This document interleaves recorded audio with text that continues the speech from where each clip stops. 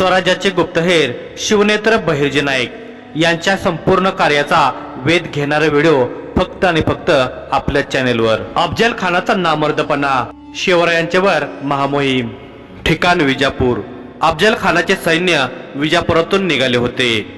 गजगतीने कूच करत संध्यासमयी विजापूरपासून अवघ्या 6 मैलावर पोहोचले होते। तिथेच खानाच्या सैन्याचा पहिला मुक्काम पडला, म्हणजे जवळजवळ विजापूरच्या परकोटाबाहेरच। खानाच्या सैन्यात आता सर्व उमरावांच्या सैन्य तुकड्यांचा समावेश झाला होता। आदिलशाही सैन्य सुद्धा त्यात सामील झाले होते। आदिलशहाने त्याचा शुभशकुनी फतेह लष्कर हा हत्ती सुद्धा अफजल खानाला दिला होता। खानाच्या ह्या विशालकाय सैन्यामुळे विजापुराबाहेर भव्य शहर वसल्याचे भासत होते। हे शहर आता दिवसेंदिवस पुढे सरकत जाणार होते, परंतु त्याचा मार्ग कसा असणार हे अजून खानाने जाहीर केले नव्हते। छावणीच्या सुरक्षेसाठी पहारेकरी गोलाकार उभे होते। तिरंदाज आणि बंदूकधारी 8ही दिशांना उभारलेल्या मनोऱ्यावर उभे होते। छावणीच्या पुढील भागी घोडे बांधले होते, तर मध्यभागी उंट। सरदारांसाठी वेगवेगळे तंबू होते, तर सामान्य सैनिकांसाठी मोठमोठे तंबू उभारले होते। अधूनमधून घोड्यांच्या खिंकाळण्याचा आवाज गुंजत होता, तर मधोन्मत्त हत्तीच्या चित्कारांनी दिशा भरून गेल्या होत्या। मोठमोठ्या पातेल्यात भात शिजवला जात होता। काही सैन्य विश्राम करत होते। खान मात्र अजून त्याच्या तंबूत आला नव्हता। तो अजूनही जनानखान्यातच होता। सर्व सैन्य स्वराज्याच्या दिशेने निघालेल्या छावणीत गेल्यावर खानाच्या जनानखान्याजवळ मोजून 200 पहारेकरी उरले होते। सलग 10 दिवस आपल्या 62 स्त्रियांसोबत स्वतःला कोंडून घेतल्यावर आज तो बाहेर पडला होता। सकाळी आदिलशहाचा निरोप घेऊन सैन्याला कूच करण्याचे आदेश देऊन तो पुन्हा जनानखान्यात आला होता, परंतु तो आता सुख उपभोगण्यासाठी आला नव्हता। बाहेर चंद्रप्रकाश पडला होता, त्यात पिवळ्या मशाली धगधगत होत्या। जमिनीत रोवलेल्या 62 बांबूंना अफजल खानाने त्याच्या 62 स्त्रियांना बांधले होते। त्याच्या अंगावर नवीन वस्त्र परिधान केले होते, शृंगार केला होता। प्रत्येकीच्या चेहऱ्यावर मात्र प्रश्नचिन्ह होते। कुणालाही कल्पना नव्हती खानाने त्यांना का बांधून ठेवले होते। तो त्याच्या 62 स्त्रियांवर अत्यंत प्रेम करत होता, मग हे असे अमानुष कृत्य का? एका सलग दोरखंडाला त्याने जनानखान्यातील 140 दास्यांना बांधले होते। त्याही तशाच प्रश्नार्थक नजरेने पाहत उभ्या होत्या। तेव्हा खान आपल्या तंबूतून बाहेर आला होता। तो शस्त्रसज्ज होता। कमरेवर म्यानबद्ध तलवार लटकली होती। डोक्यावर आदिलशहाने सन्मानाने चढवलेली पगडी होती। अंगात तांबूस रंगाचा अंगरखा पेरला होता। हिरवट काबा पाठीवरून लोंबकळत सोडला होता। धिप्पाड देयष्टी, बारीक डोळे आणि गळ्यापर्यंत लोंबकळणारे भारदस्त दाढी। मिशीचे मात्र नामोनिशाण नव्हते। त्याच्या ओठाआड लपलेले असुरी हास्य ठळकपणे दिसत होते। तो एक पाऊल पुढे आला आणि त्याने त्याच्या सर्व स्त्रियांवर नजर टाकली। प्रत्येकीच्या चेहऱ्याला पाहून त्याला तिच्याकडून आजवर मिळालेल्या सुखाची स्मृती होत होती। तो आणखी पुढे गेला आणि पहिल्या स्त्रीसमोर जाऊन थांबला। ती त्याच्या डोळ्यात केविलवाने नजरेने पाहत थरथरत म्हणाली, हुजूर, यह सब क्या है? तो ओठांचे एक कडा लांबवत तिच्या आणखी जवळ गेला। त्याने तिच्या वस्त्रावर शिंपडलेल्या अत्तराच्या सुगंधाला खोल श्वास घेऊन छातीत सामावून घेतले। मग तिला झटकन आलिंगन देत त्याने तिचे चुंबन घेतले। तिने तिचे डोळे घट्ट बंद करून घेतले। चुंबन घेत असताना त्याने तिच्या केसावर हात फिरवला। मग हळूच कमरेतून खंजीर काढला आणि तिच्या मानेत घुसवला। तो खंजीर तिच्या गळ्यातून बाहेर आला होता। लाल भडक झालेल्या त्या खंजीराचा खानाच्या दाढीला स्पर्श झाला। ती स्त्री तडफडत होती। तिचे डोळे विस्फारले गेले होते। खान मात्र अजूनही तिचे चुंबन घेत होता। बाकी स्त्रियाही किंचाळत होत्या। आता त्यांना कळून चुकले होते की त्यांना असे का बांधण्यात आले होते। खानाने त्या तडफडून मृत झालेल्या स्त्रीचे चुंबन घेणे थांबवले होते। त्याला शहाजीराजाचे शब्द आठवत होते, जेव्हा त्याने त्यांना दक्षिणेतून कैद करून आणले होते। तेव्हा खानाने शहाजीराजांच्या राणीबद्दल अपशब्द काढल्यावर शहाजीराजांनी त्याला ठणकावून सांगितले होते, तुझ्याही 62 राणी आहेत हे लक्षात ठेव। स्वराज्यावर चालून गेल्यावर तिथल्या स्त्रियांवर अत्याचार करताना आता शहाजीराजांचे शब्द त्याला विचलित करणार नव्हते। यदा कदाचित पराभूत झालो तर मराठे आता आपल्या स्त्रियांना स्पर्शही करू शकणार नाहीत, या विचाराने तो संतोषला होता। पण हा त्याचा मूर्खपणा होता। त्याला मराठ्यांच्या संस्काराविषयी किंचितही आकलन झाले असते तर त्याच्या प्रिय राण्यांना तो बिनधास्तपणे सोबत घेऊन जाऊ शकला असता। डोळे विस्फारत त्याने किंचाळणाऱ्या स्त्रियांवर एक कटाक्ष टाकला, तसे त्या स्त्रियांचे किंचाळणे थांबले। तो घोगऱ्या आवाजात मोठ्याने ओरडला, तोंडातून आवाज काढायचा नाही। बस आखरी बार खुदा को याद कर लो, मरना तो सबको है। वाक्य पूर्ण करतच त्याने मानेतून तलवार काढून दुसऱ्या स्त्रीच्या कंठावरून ओढलीही होती। घळाघळा रक्त निघून तिचे वस्त्र भिजले होते। बाकी स्त्रिया आता ओढ दाबून आपला आवाज दाबत होत्या। खानाने वळून एका अधिकाऱ्याला सांगितले, सगळ्या दास्यांना एक सोबत विहिरीत ढकलून दे। अफजल खानाचा आदेश मिळताच सैनिकाने दोरखंडाला बांधून ठेवलेल्या दास्यांना ओढत फरफटत विहिरीच्या दिशेने नेले। खान आता तिसऱ्या स्त्री जवळ आला। पुन्हा त्याने तसेच कृत्य केले। त्याने क्रूरतेची सीमा ओलांडली होती। आपल्या स्त्रियांची तो निर्गुण हत्या करत होता। सगळ्या 62 स्त्रियांना संपून त्यांच्यासाठी तिथेच 62 कबरी खोदण्यास त्याने सैनिकांना सांगितले होते। विहिरीत ढकललेल्या 140 दास्यांचा अजूनही आर्त आवाज येतच होता। गटांगळ्या खात जिवंत राहण्यासाठी त्या धडपडत होत्या, पण त्यांचा तो आवाज हळूहळू बंद होणार होता। सर्व स्त्रियांना दफन केल्यावर खानाने सैनिकांना मुख्य सैन्याजवळ जाण्याची आज्ञा दिली। रात्री उशिरापर्यंत खान छावणीत परतला होता। आता तो बिनधास्तपणे स्वराज्यावर चालून जाऊ शकणार होता। अफजल खानाच्या सैन्याचा दुसरा मुकाम तोरवे येथे पडला होता। आता खानाने सूत्रे हलवायला सुरुवात केली होती। बहिर्जी पथकाच्या हेरांनीही त्यांच्या कामगिरीला आरंभ केला होता। नाईक आणि त्यांचे काही प्रमुख साथीदार विजापूर जवळील जंगलात असलेल्या गुप्त स्थळी थांबले होते, तर बाकी हेर शाही सैन्यासोबतच खानाच्या ताफ्यात सामील झाले होते। काही हेर सैनिक तर काही पहारेकरांच्या वेशात होते, काही सरदार तर काही सेवक होते, काही आचारी होते तर काही बाजार बुनगे होते। बाजार बुनगे म्हणजे सैन्यासोबत आलेले असे सेवक जे युद्धात सहभागी न होता सैन्याची काळजी घेत। यात काही वैद्य हकीम असत, काही गुलाम तर काही पेटा किंवा बाजारात जाऊन सैनिकांना आवश्यक असणारी सामग्री आणून देणारे नोकर असत। इस्माईल खान शाही सैन्यातील अश्वदळाच्या एका तुकडीचा सरदार होता। विश्वासराव इस्माईल खानाच्या तुकडीत मोठ्या हुद्द्यावर कार्य करू लागला होता। त्याने आता आपले नाव बदलून अहमद मुस्तफा हे नाव धारण केले होते। तो इस्माईल खानाच्या तंबूत गेला। त्याला नायकाकडून आलेल्या सूचना एका पहारेकऱ्याकरवे मिळाल्या होत्या। नाईक वाट बघत आहेत, त्यांना प्रतीक्षा आहे ती खानाच्या मार्गाची। हळूच विश्वासराव उर्फ अहमद मुस्तफा म्हणाला, खानानं अजून त्याचं खरं नियोजन लपवून ठेवलं आहे। मार्ग अजून उघड केला नाही, पण फार काळ तो लपवून ठेवू शकत नाही। आपली काही माणसं त्याच्या तंबूबाहेर पहारा देत आहेत। सल्लागारांसोबत त्याचं काही संभाषण होताच आपल्याला कळेल। आसनावरून उठून बसत इस्माईल खान म्हणाला, नायकांची आणखी एक महत्वाची सूचना आहे। स्वराज्यात पोहोचेपर्यंत खानाच्या सैन्याचं मनोबल जितकं खचवता येईल तितके प्रयत्न करावे, पण शंका येऊ न देता। विश्वासराव पुन्हा म्हणाला। विश्वासरावाच्या वाक्यावर इस्माईल खानाने होकारात्मक मान हलवली आणि क्षणात तो कसल्या तरी विचारात हरवला। काय झालं, काही कल्पना सुचत आहे का? विश्वासरावाने विचारले। होय, पण ती फते कशी करायची ते कळत नाही आहे, इस्माईल खान थोडा चिंतातूर स्वरात म्हणाला होता। दोघं मिळून विचार करू, सांगा, विश्वासराव म्हणाला। बडे बेगम साहेबांना अफजल खानाचं आणि सैन्याचं मनोबल वाढवण्यासाठी शुभ शकुनी फतेह लष्कर हा हत्ती सोबत दिला आहे। इस्माईल खानाच्या मुखावाटे हे वाक्य पडताच विश्वासरावाने टवकारून पाहिले।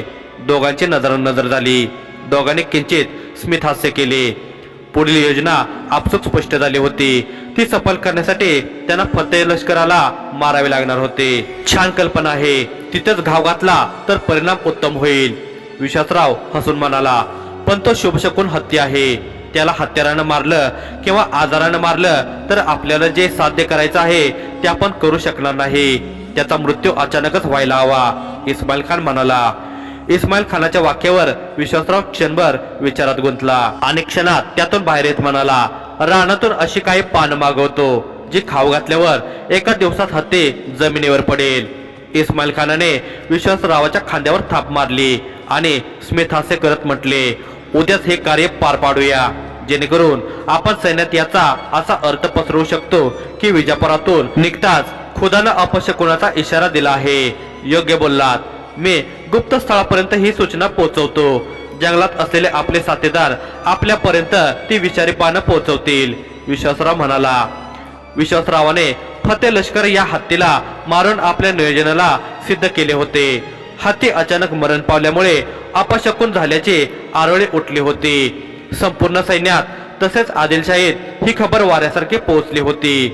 खानापर्यंत ही बातमी जाताच खान किंचित डगमगला होता, पण तितक्याच झपाट्याने त्याने स्वतःला सावरले देखील होते. तो हा अपशकुन मानण्यास तयार नव्हता. तो त्याच्या तंबूत मोठ्याने ओरडला, शकुन हो किंवा अपशकुन, शिवाजीला मारूनच सैन्य आता माघार घेणार. त्याच्या समक्ष उभा असलेला त्याचा सल्लागार रशीद म्हणाला, हुजूर, ही बातमी ऐकून बडे बेगम साहेबांना परत येण्यास सांगितलं आहे आणि पुन्हा दुसऱ्या दिवशी निघण्याचा सल्ला दिला आहे. नाही, आता सैन्य पुढेच कूच करणार. खान पुन्हा कडाडला. इतक्या मोठ्या शत्रूवर चालून जाताना काही मान्यतांवर विश्वास ठेवावा, असं बडे बेगम साहेबांचं म्हणणं आहे. मोहीम मोठी आहे, खर्च सुद्धा मोठा आहे, रशीद म्हणाला. म्हणूनच राज्य चालवणं एका स्त्रीसाठी कठीण असतं, हे असं भलत्या डोक्यात घेऊन बसतात स्त्रिया. बडे बेगम साहेबाला माझा संदेश द्या. घ्या, लिहा खलिता. खान काहीसा रागातच होता.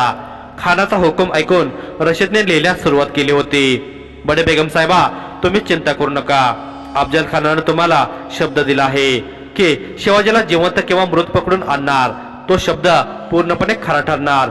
हत्येच्या मृत्यूला अपशकुन समजू नका. या अफजल खानाच्या सामर्थ्यावर विश्वास ठेवा. आजपर्यंत मी बादशाहीला निराश केलं नाही, तेव्हा यावेळी सुद्धा निराश करणार नाही, खानाने मजकूर सांगितला.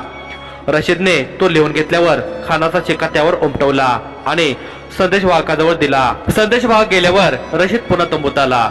हुजूर, बडे बेगम साहेबाला तर आपण समजावलं, पण आपल्या सैन्याला. रशीदचे बोलणे ऐकून पाठमोऱ्या अफजल खानाने खटकन मान वळवली. काहीसे मोठे डोळे करत तो म्हणाला, सैन्याला म्हणावं, तुमचं या असल्या गोष्टींची घेणं देणं नाही. तुमचं काम आहे लढणं, मारणं किंवा मरणं. मी समर्थ आहे त्या शिवाजीशी लढण्यासाठी. सैन्याला फक्त शिवाजीच्या दुबळ्या सैन्यासोबत लढायचं आहे. त्यातही अपशकुनाचा विचार करायला लागले. काय नपुसक झाले का फौज? एवढी 20,000ची फौज 5,000 मराठ्यावर चालून जायला असल्या गोष्टींचा विचार करते आहे. आपण क्षमतेने त्यांच्यापेक्षा 4 पट जास्त आहोत. असले मूर्खपणाचे विचार कुणाच्याही डोक्यात यायला नकोत. अशी चर्चा करताना जरी कोणी आढळला तर तात्काळ त्याला फासावर लटकवा. माझ्या सैन्यात मला असा एकही नामर्द सैनिक नको आहे. खान उर्दू भाषेत बोलत होता. बहिर्जी पथकाने आपला पहिला डाव खेळला होता. अजून बरेच डाव खेळायचे होते. पहिल्या डावात किंचित यश हाती लागले होते. अत्यल्प का होईना, पण हारण्याचा विचार खानाच्या सैन्यात बहिर्जी पथकाच्या हेराने बिंबवला होता. उद्या पहाटे खान एक मुक्काम पुढे सरकणार होता. कामगिरी फते झाली आहे, एक आदिवासी धावत येऊन म्हणाला. तो घनघोर जंगलात एका जीर्ण मंदिराजवळ शेकोटी करून बसलेल्या 5 आदिवासींजवळ आला होता. सर्व आदिवासींनी कमरेभोवती चर्म लपेटले होते. सर्वांगाला राखेचे लेपन केले होते. सर्वांजवळ लाकडी धनुष्य होते. भात्यातले बाण सुद्धा विशिष्ट झाडाच्या शाखांपासून बनवले होते. त्याच्या टोकावर विष लावले होते. हे जंगल विजापूर पासून जवळच होते. जसजसा खानाचा ताफा पुढे सरकणार होता तसतसे हे आदिवासीच्या वेशातील हेर सुद्धा जंगलातून पुढे सरकणार होते. खानाच्या सैन्यातून आलेल्या बातम्या लवकर मिळाव्यात म्हणून हे नियोजन होते. धावत आलेल्या हेराने फतेह लष्कराला मारण्यासाठी विश्वासरावाने जे नियोजन केले होते ते सिद्ध झाल्याचे सांगितले होते. उत्तम, नाईक म्हणाले. पण नाईक, अजूनही खानाचा मार्ग कळला नाही. एका हेराने चिंता प्रकट केली होती.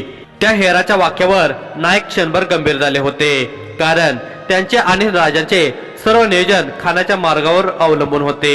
त्याखेरीज कुठलीच रणनीती राजे आखू शकणार नव्हते. शिवाय नायकांना हे खानाच्या मार्गात येणाऱ्या गावामध्ये संरक्षणासाठी आपल्या हेराच्या तुकड्या पाठवायच्या होत्या. कळेल, खानाचा मार्गही कळेल. नायकाने शेकोटीतून बाहेर आलेले लाकडे आगीत किंचित ढकलत म्हटले, राजे राजगडावर आहेत. म्हणजे खान भीमा ओलांडून पुढे जात पुरंदरला जिंकून राजगडापर्यंत पोहोचण्याच्या विचारात असू शकतो. एक हेर म्हणाला, नाही, हा फतेह खानाचा मार्ग होता. हा अफजल खान आहे. शिवाय वाईचा सुभेदार सुद्धा. त्यामुळे तो आधी वाईमध्ये जाऊ शकतो, मग त्यानंतर स्वराज्यावर. पावसाळा सरेपर्यंत तो भीमा ओसरण्याची वाट का बघणार? पावसाळ्यात तो वाईमध्ये चैनीत घालवण्याचा विचार करू शकतो. पावसाळा सरताच तो स्वराज्याच्या दिशेने पुढे सरकेल. नायकाने आपला तर्क मांडला. तुम्ही लावलेल्या तर्कात वजन आहे नाईक. एका हेराने सहमती दिली. मग तर्क लावणारा माणूस आहेच वजनदार, दुसऱ्याने खोडकरपणे म्हटले. त्याच्या वाक्यावर सगळ्यांनी हसत सहमती दिली. नाही, हम वाई नाही जाएंगे, हरगिज नाही. खान त्याच्या प्रमुख साथीदारांना दख्खनचा नकाशा दाखवत होता. त्याच्या वाक्याने सगळेच अचंबित झाले होते. खानाच्या डोक्यात नेमकी काय रणनीती आहे हे जाणून घेण्यासाठी सगळेच उत्सुक होते. खान पुन्हा बोलू लागला. सह्याद्रीत घुसून आपण आपलीच कबर खोदून घेऊ शकत नाही. पहाडामध्ये लढाई लढण्यात मराठे खूप माहिर आहेत. हा आपला पहिला प्रयत्न असू नये. आपण शिवाजीशी खुल्या मैदानात युद्ध करू. आपण पंढरपूर इंदापूरहून पुढे जाऊन मग युद्ध करू. पण हुजूर, शिवाजी खुले मैदान में क्यों आएगा?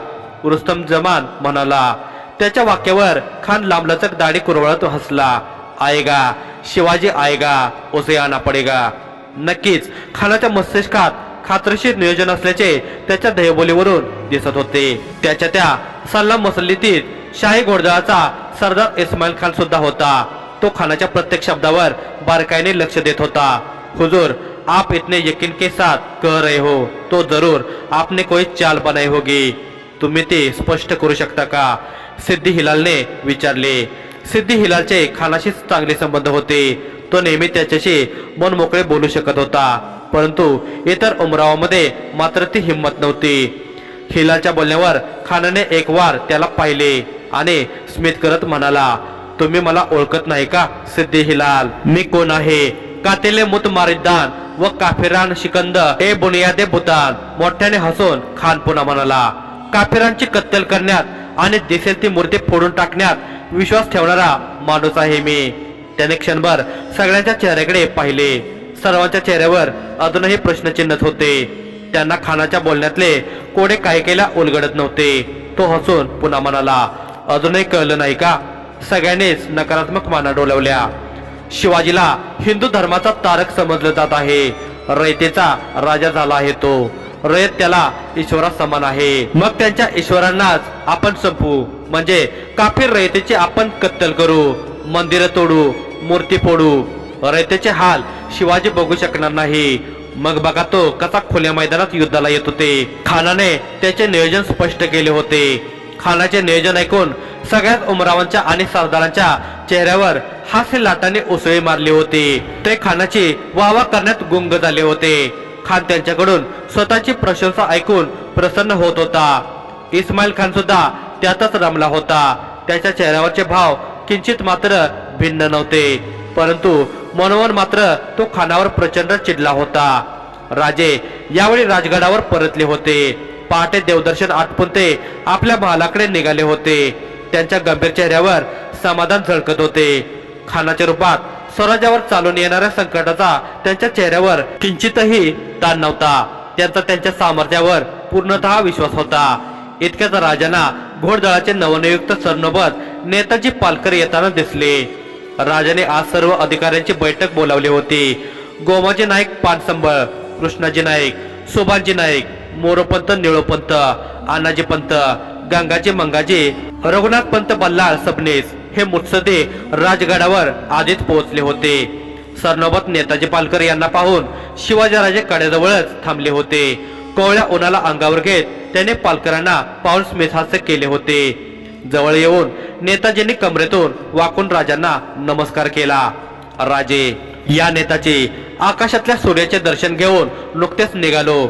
आता पुन्हा एका सूर्याचे दर्शन लाभले. राजे हसतच म्हणाले. राजांच्या स्वागताने नेताजींचे मन अभिमानाने भरून आले होते. एक राजा आपल्या सरनोबताला बघून जागेच थांबतो हे चित्र त्या काळी दुर्मिळच होते. पण हे स्वराज्य होते. येथे मात्र हे चित्र सहज बघण्यास मिळत असे. इतकेच नाही तर राजे स्वतः आपल्या सरदारासोबत शस्त्राभ्यास करत असत. लहान थोराशे आदराने बोलत असत. रयते सहज मिसळत असत. खऱ्या अर्थाने छत्रपती शिवाजीराजे रयतेचे राजे झाले होते. रायरेश्वराच्या मंदिरात घेतलेल्या शपथेला ते सदैव पाळत असत. राजे, खर तर आपणच सूर्य आहात. आपल्याच तेजामुळं आम्ही मावळे चकाकत आहोत. तुम्ही मावळाला सुख सोयीने समृद्ध केला आहे. मुलखात सुशासन आणलं आहे, नाहीतर मावळाची काय दुर्दशा होती हे तर तुम्ही जाणून आहातच, नेताजी म्हणाले. नेताजींच्या बोलण्यावर राजे स्मितहास्य करत म्हणाले, बरं, तयारी कशी सुरू आहे सरनोबत? घोडदळ आधीपेक्षा जास्त सक्षम करण्याच्या तयारीला लागलो आहोत. आणखी शिलेदार भरती करत आहोत. नेताजींनी आढावा दिला. उत्तम, राजे म्हणाले. इतक्यात राजगडाच्या माचीजवळ डमरूचा नाद घुमला. तो ऐकून राजांच्या चेहऱ्यावर हास्य खुलले. पिंगळा आला आहे आपल्याला आशीर्वाद द्यायला, नेताजी म्हणाले. होय, राजाने होकार दिला आणि पुटपुटले. आम्ही सदैव आतुरतेने वाट पाहतो या पिंगळेची. राजांचे वाक्य नेताजींना अस्पष्ट ऐकू आले होते. त्यांच्या चेहऱ्यावर गोंधळलेले भाव उमटले होते. राजे काय म्हणाले हे त्यांना पुन्हा सांगा, म्हणून ते असं बोलूही शकत नव्हते. पण राजे काय बोलले हे त्यांना जाणून घ्यायचे होते. ते बेचैन दिसत होते. इतक्या त्यांना डमरूच्या नादासोबत पिंगळ्याचे लयबद्ध स्वरात गाणे ऐकू आले. गडकऱ्यानं दान केलं, आम्हा दिलं एक हाती. परमेश्वर देती सहस्र हाती, गड भांडारात शिग लागी. बोली बोलतो बघा पिंगळा, ह्यो पिंगळा महाद्वारी. स्वराज्याची सीमा वाढे भीमेचे त्या तिरी, अन भीमेचे काठ उतू जाती. बोली बोलतो बघा पिंगळा, ह्यो पिंगळा महाद्वारी. पिंगळ्याचे शब्द ऐकून राजाने स्मितहास्य केले आणि तत्परतेने एका सेवकास सांगितले, बुवांना भेटीस घेऊन या. छावणीला लागून असलेल्या जंगलात खानाचे काही सैनिक घुसले होते. हातात भाले घेऊन ते धावत होते. त्याने चारही दिशांना एका बिबट्याला घेरले होते. बिबट्या धावत एका दिशेला जात होता. समोर शस्त्रधारी सैनिकांना बघून दिशा बदलत होता. दुसऱ्या दिशेला धावत गेल्यावर पुन्हा त्याला सैनिक दिसत होते. तो पुन्हा दिशा बदलत होता. त्याची ती धावपळ खान हत्तीवरून बघत होता. तो दाढी कुरवळत मोठमोठ्याने हसत होता. मग दातावर दात घट्ट दाबत त्याने धनुष्य चेहऱ्यासमोर धरले. त्यावर बाण लावून प्रत्यंचा ताणली आणि महावताला म्हणाला, महावत, हा बिबट्या नाही, हा शिवाजी भोसला आहे, जो स्वतःला दख्खनचा वाघ समजतो. त्याची सुद्धा अशीच कोंडी करेन आणि मग मी स्वतः त्याच्या नरड्याचा घोट घेईन. असे म्हणतच खानाने बाण सोडला. तो सुसू आवाज करत गेलेला बाण बिबट्याच्या मानेत घुसला. बिबट्या गुरगुरत तेथे जमिनीवर पडला.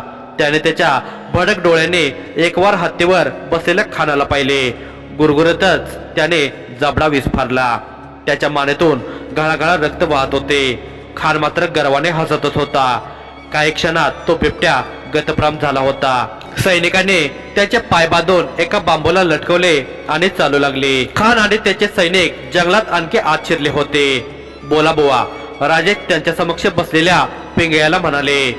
राजाने पिंगळ्याला मंत्रणा कक्षात बोलावून घेतले होते.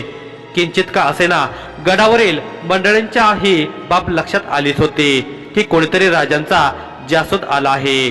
राजांचे हेर कार्यरत आहेत हे सगळ्यांना माहित होते. परंतु राजांचे हेर पथक इतके विकसित आहे ही खबर अजूनही कोणाच्या कर्णोपकरणी नव्हती. राजे, मी विचार करत होतो तसा खानाचा मार्ग अजिबात नाही, पिंगळ्याच्या वेशात आलेले नाईक म्हणाले. मग राजाने विचारले.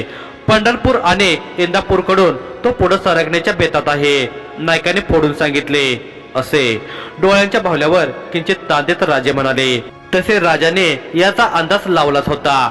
त्यामुळे नायकाच्या वाक्यावर त्यांची प्रतिक्रिया आश्चर्याची अजिबात नव्हती. होय, त्याला आपल्याशी खुल्या मैदानात युद्ध लढायचं आहे, नायकाने सांगितले. त्याला आपण त्याच्या सोयीनुसार युद्ध करू द्यायचे नाही. त्याने आपल्या सोयीनुसार युद्ध करायला हवे. आपण निश्चित केलेल्या ठिकाणी त्याला युद्ध करण्यास आपण विवश करू, राजे शांतपणे म्हणाले. अशी कोणती जागा निवडली आहे आपण राजे, नायकाने विचारले. प्रतापगड, राजाने स्पष्ट केले. प्रतापगड, नायकाने आश्चर्याने विचारले. होय, नुकतीच आम्ही गडाची आणि परिसराची पाहणी केली. गडाचे बांधकाम पूर्ण झाले आहे. गड खानाच्या तोफांचा मारा सहन करण्यास सक्षम आहे. खानाचे 50,000 सैन्य असले तरी त्या गडावर चढाई करणे त्याला शक्य होणार नाही. गडावर अशा काही मोक्याच्या जागा आहेत जिथून मारा केल्यास खाली असलेल्या सैन्याची जास्तीत जास्त हानी होईल. खान गडाच्या जवळपास आला तर त्याचे सैन्य बेमोत मारले जाईल. शिवाय गडावर आपण 2 वर्षे काढू शकतो इतका धान्य साठाही जमवला आहे, राजांनी सांगितले. हे तर उत्तम आहे राजे, पण खान प्रतापगडाकडे कसा येईल, नायकाने थोडे चिंताग्रस्त होत विचारले. बस तितके शक्य झाले म्हणजे आपण अर्धे युद्ध जिंकलं समजा नाईक, राजे म्हणाले, मग तर ते काही करून शक्य करावंच लागेल. नायकाने निश्चयपूर्ण स्वरात म्हटले, होय, त्यासाठी खान पंढरपूर पर्यंत आल्यास आम्ही प्रतापगडीत जाऊन राहू. तो आम्हाला खुल्या मैदानात येण्यास दिवसणार, पण आपण त्याला बळी पडायचे नाही. राजाने आधीच आखून ठेवलेली रणनीती नायकांसमोर उघड केली होती. पण राजे खान मार्गातल्या मंदिरांना तोडत पुढे सरकणार. नायकांनी खानाची रणनीती राजांपुढे मांडली होती. नायकांचे वाक्य ऐकून राजांनी निश्चलपणे पाहिले. हा खरोखर गंभीर प्रश्न होता. यावर काही तोडगाही नव्हता. खानाला हे कृत्य करण्यावाचून राजे रोखू शकणार नव्हते. त्याला रोखायला जाणे म्हणजे आपली रणनीती बाजूला ठेवून खुल्या मैदानात युद्ध करणे हेच होते. राजे विचारात गर्क झाले होते. नायक श्वास रोखून राजांकडे पाहत होते. त्यांना मात्र खात्री होती राजे यावर काहीतरी उपाय नक्की सुचवतील, आणि झालेही तसेच. राजे क्षणात विचारातून बाहेर आले आणि बोलू लागले, नाईक, खानाला मंदिरे तोडण्यापासून आपण रोखू शकत नसलो तरी आपल्या मंदिरांची पवित्रता आपण जपू शकतो. खानाला देवांचा अपमान करण्यापासून नक्कीच रोखू शकतो. ते कसं?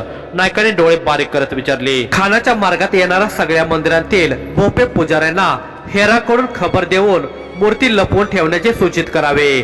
खानाचा नेपात होईपर्यंत मूर्तींचा सांभाळ व्हायला हवा.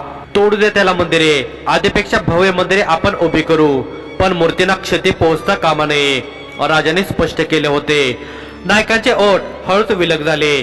त्यांच्या चेहऱ्यावर स्मित हास्य झळकले होते आणि हसतच ते म्हणाले, जी राजे, आणि तुम्ही सुचवल्याप्रमाणे हेरांच्या तुकड्या खानाच्या मार्गात येणाऱ्या गावात पेरा, म्हणजे रयतेचे नुकसान टाळता येईल. राजाने नायकांच्या युक्तीचा पुनरुच्चार केला. जी राजे, नायकांनी सहमतीदर्शक मान हलवली. आता आम्ही सांगतो खानाचा मार्ग कसा असायला हवा. पंढरपूर, मलवडी, सातारा, वाई, प्रतापगड. नाईक, असे काहीतरी करा की या मार्गाखेरीज खानाकडे दुसरा पर्याय असू नये. याचे दोन फायदे आहेत. एक, सह्याद्रीत आपले मावळे खानाच्या सैन्यावर जड होतील, आणि दुसरे, या मार्गातील बराचसा प्रदेश आदिलशाहीचा आहे, म्हणजे तो तिथल्या जनतेची लुटमार फारशी करणार नाही, आणि खान वाईचा सुभेदार असल्याने तो तिथला प्रदेश उद्ध्वस्त करू शकणार नाही. खान क्रूर असला तरी स्वतःच्या वतनाचे हित जोपासणार आहे. त्यामुळे सामान्य जनता या महायुद्धात भरडली जाणार नाही, राजांनी स्पष्ट केले. हे युद्ध राजांच्या अस्तित्वाचे होते. राजांकडे खानापेक्षा तोकडे सैन्यबळ होते, तरी सुद्धा राजे आपल्या रणनीतीमध्ये प्रथम रयतेचा विचार करत होते. जे राजे, आपण आखलेली रणनीती अतिउत्तम आहे. याखेरीज चांगली रणनीती कोणती असू शकत नाही.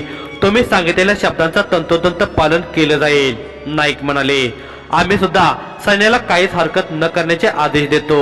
खुल्या मैदानात त्याने कितीही हाहाकार माजवला तरी आम्ही प्रतिकार करणार नाही. शेवटी नाईलाजाने त्याला प्रतापगडावर यावे लागेल. खान खाली हाती परत जाण्याचा विचारही करू शकत नाही. त्यामुळे खात्री आहे, खान नक्की प्रतापगडावर येईल, राजे म्हणाले. होय राजे, स्मित हास्य करत नायकांनी सहमती दर्शवली. खान आणि खानाचे सैनिक आता जंगलात बरेच आत शिरले होते.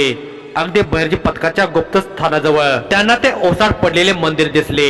खानाने महावताला हत्ती मंदिराकडे नेण्यास सांगितले. बहिर्जी पथकाचे गुप्तहेर त्याच मंदिराच्या मागच्या दिशेला असलेल्या भुयारात लपले होते. खानाच्या सैनिकांच्या नजरेस ते भुयार आल्यास बहिर्जी पथकाची मोठी हानी होणार होती. खानाने त्या मंदिरावरून नजर फिरवली आणि एका सैनिकाला विचारले, इतने घने जंगल में यह मंदिर कैसे? हुजूर, वाटतं खूप वर्षापूर्वी इथं वस्ती असावी, सैनिकांनी सांगितले. मग आता इथं मंदिराची काय गरज आहे? जा, मंदिरातील मूर्तीला नेस्तनाबूत करा. खानाने त्याच्या प्रतिमेला साजेचा हुकूम दिला. खानाचा आदेश होताच सैनिक धावत मंदिरात गेले, परंतु गेल्या पावलेच परत आले. हुजूर, आत मूर्ती नाही, एक सैनिक म्हणाला. बडी आहे, असे म्हणत खानाने महावतीस हत्ती वळवण्यास सांगितले. खान आणि त्याचे सैनिक पुन्हा जंगलात शिकारीसाठी निघाले.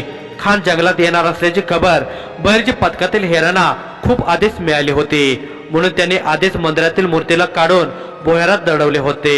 त्यांनी पेटवलेल्या शेकोटीच्या राखेवर पाला पाचोळा टाकला होता. येथे मनुष्याचे अस्तित्वच नाही असे भासवले होते. आता खानापासून स्वराज्यातील मंदिरांना देखील असेच वाचवावे लागणार होते.